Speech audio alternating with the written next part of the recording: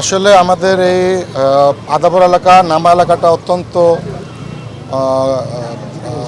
সহিংস এলাকা, সহিংস প্রবণ এলাকা। এখানে কিশোর গ্যাং এবং কিশোর গ্যাংদের মাদক বাণিজ্য নিয়ে প্রায় সময়ই এখানে হানাহানি হচ্ছে, প্রায় সময় এখানে জীবনহানি হচ্ছে, অঙ্গহানি হচ্ছে। সেটার বিরুদ্ধে আজকে আমাদের যুবদল, ছাত্রদল, স্বেচ্ছাসেবক দল এবং আদাবর থানা তথা 30 নম্বর ওয়ার্ড সর্বস্তরের জনগণের আজকের এই বিক্ষোভ ছিল।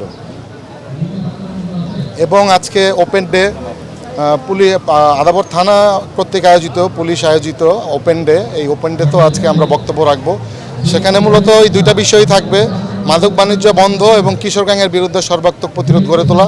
জনগণ এবং পুলিশ সম্মিলিতভাবে আসলে আমরা এটা দমন করতে চাই, যে কারণে আজকে একটি বিক্ষোভ হয়েছে এবং পাশাপাশি একটা সমাবেশও হচ্ছে। হ্যাঁ, বিক্ষোভ সমাবেশ ছাড়া আমরা লিফলেট বিলি করতেছি জনগণকে সচেতনতা বাড়ানোর জন্য।